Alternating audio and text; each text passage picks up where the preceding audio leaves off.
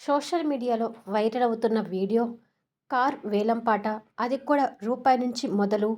Car కొనాలనుకునే వారికి ఇదొక సువర్ణ అవకాశం అంటూ న్యూస్ రీడర్ ఆ కార్ వీడియోని, ఆ గ్యారేజ్ని చూపిస్తూ టకటక ఆ వార్త గురించి చెప్తుంటుంది.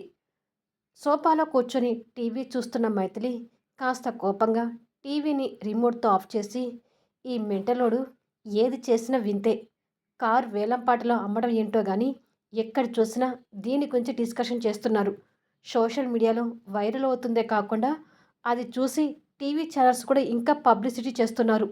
ఇదంతా చూస్తుంటే మెంటలోడి మీద ఈర్ష్యగా ఉంది. అసలు కళ్యాణ్ ఏం చేయబోతున్నాడు? కారు అమ్మాలనుకుంటే మామూలుగా అమ్మొచ్చు కదా! ఇలా రూపాయి నుంచి వేలం పాట పెట్టడం ఎందుకు?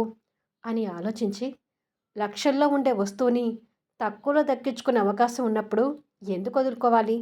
ఈ వేలం పాట రేపే కదా!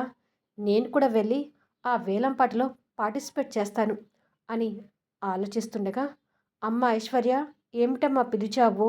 అంటూ లత వస్తుంది. మైథిలి లత వైపుకి చూసేసరికి జుట్టంతా చెదిరిపోయి, మొహమంతా పీకపోయి నీరసంగా కనిపిస్తుంటుంది. ప్రోమో ఎలా ఉంది అనేది కామెంట్స్‌లో తెలియచేయండి. ప్రోమో నచ్చినట్టయితే దయచేసి లైక్స్ ఇవ్వండి.